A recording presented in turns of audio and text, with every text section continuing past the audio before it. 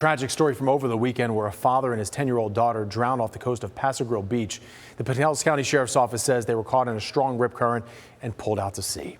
And something like this could really happen to any person who goes in the water. So tonight we sent our JJ Burton out to the beach to speak with lifeguards and learn that crucial information you need to know if you're ever caught up in a rip current.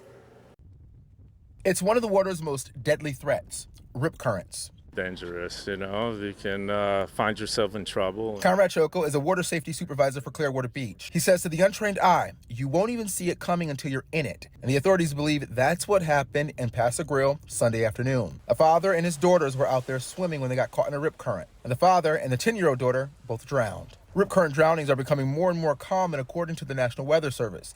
They say 98 people died last year. That's the most since they started tracking the deadly currents in 2010. What is I guess would be the biggest mistake that some people make? The biggest mistake that some people make was trying to fight the current, and there's a misconception of rip current actually pulling you under, which it's actually not doing so. It's just pulling you out.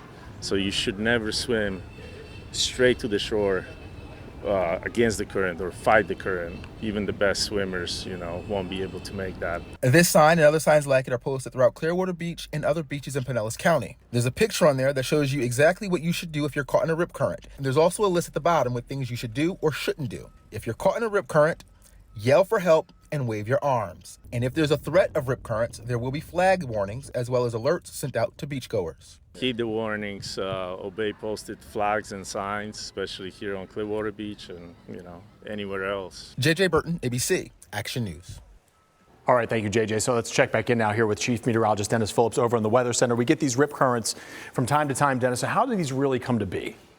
Jameson, it's something that you mentioned. I mean, it's part of living in Florida. It's part of living on the water. And this is kind of a good example of what happens. So you have the rip currents that go out directly from the beach, and they form on the other side of the sandbar, right? So you have areas, a little bit of circulation right in here, same thing right here, and they bring that area that makes it pretty much impossible to swim opposite against. And that's what happens. Unfortunately, and Jameson and I were just talking about it. I mean, these can take you out so quickly. You could find yourself a quarter of a mile or a half mile offshore pretty quickly, and you start to panic. I get it. I think a lot of folks can understand what that would do. But nevertheless, that is the absolute time that you have to try to keep your wits about you and realize, you know what? The way to get out of this is not to fight the current. I understand that is an incredibly difficult thing to do. But what you need to remember is usually rip currents are very, very narrow, sometimes 15, 20 feet. So instead of swimming against that rip current and tying yourself out, you let it take you out while you swim parallel to the shore. It is the most important thing to remember. And if this is only about 15 or 20 feet wide, then it won't take long for you to escape the impacts of that rip current, and then you can swim back in with absolutely no issues whatsoever. But again, if you can't escape it, and you can't, you just let it take you out, because otherwise you'll get exhausted, and that unfortunately is when most drownings occur, and hopefully someone sees you and signals for help. So again, the most important thing, even if it takes you out and you start to freak out, and I totally understand why that would be the case, you want to swim parallel to the coast, and you'd be surprised, 15, 20 feet later, you'd be in a safe zone and you can swim back to shore. Lauren.